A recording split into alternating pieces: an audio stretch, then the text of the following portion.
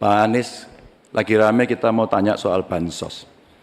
Karena menurut saya bansos ini adalah kewajiban negara dan rakyat berhak mendapatkannya. Tapi kita punya problem.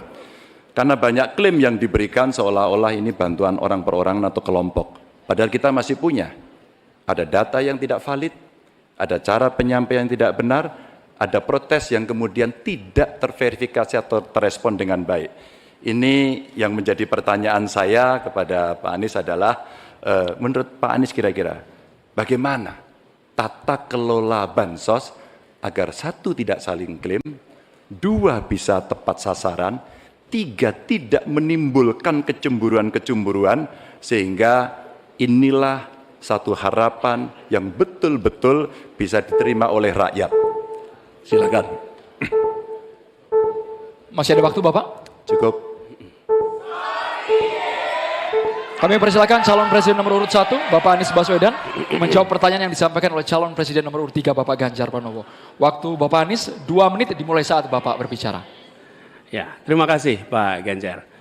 Pertama, kita harus menyadari bahwa yang disebut sebagai bansos adalah bantuan untuk si penerima, bukan bantuan untuk si pemberi.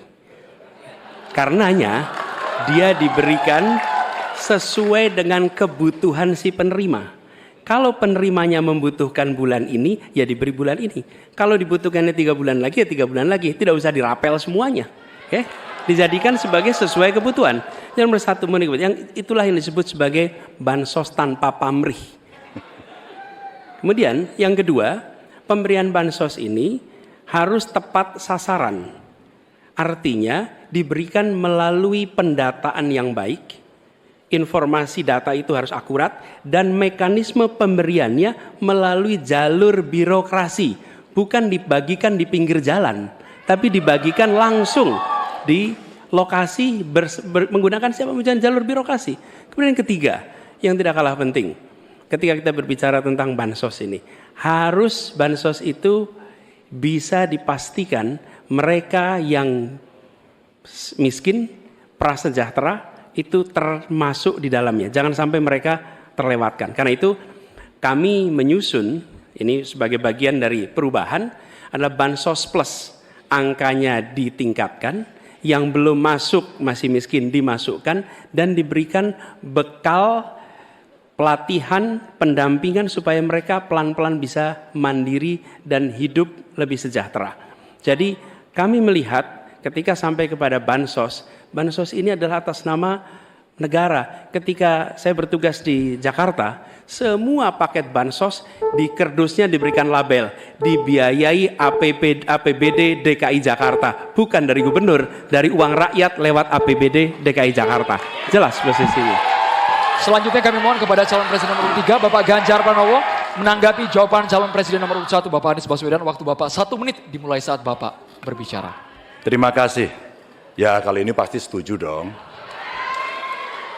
Karena proses logic thinkingnya adalah datanya diperbaiki. Ini yang pernah kita lakukan, dan ketika kawan-kawan Kades sudah bersusah payah, diberikan ke atas, balik lagi pada data yang sama. Seolah-olah kita abai pada soal data ini, sehingga betul-betul bansos yang diberikan, yang rencananya tadi menurunkan kemiskinan, mengurangi gap, menurunkan kemiskinan oke ternyata, tapi gap tidak. Berapapun besarnya, gapnya tetap tinggi. Ini menarik, dan kami punya data yang kita bisa baca, dan tentu saja ini penting. Memang paradigma bansos, sekali lagi, ini betul-betul hak rakyat. Tugas negara dan pemerintah adalah memastikan itu, bahwa ini adalah tepat sasaran dan tepat waktu. Tadi yang disampaikan betul. Dan kami berusul bantuannya ganti aja deh, bantuan kesra, karena tugas negara itu menciptakan keadilan sosial, bukan menciptakan bantuan sosial. Waktunya habis Bapak. Sekarang Bapak Anies Baswedan untuk langsung menanggapi jawaban dari Bapak Ganjar Pranowo. Waktu Bapak 1 menit dimulai saat Bapak berbicara. Mohon tenang hadirin sekalian. Ya, terima kasih Pak Ganjar. Dan yang dibutuhkan juga Pak Ganjar, kita harus mulai memikirkan opsi bahwa bantuan itu bisa berbentuk cash transfer, mengurangi potensi korupsi dalam pengadaan barang. Karena kita tahu pengadaan bantuan sosial itu pada satu sisi memang membantu, sisi lain ini memberikan usaha pada justru usaha-usaha raksasa, karena yang diisikan di situ adalah produk-produk dari perusahaan-perusahaan raksasa. Dan ini yang menurut saya harus koreksi. Bila bantuan itu diberikan langsung dalam bentuk cash, ini salah satu yang perlu kita pertimbangkan. Mereka langsung gunakan sesuai dengan kebutuhannya. Lalu yang soal data. Data ini sesungguhnya bisa dikerjakan bersama-sama.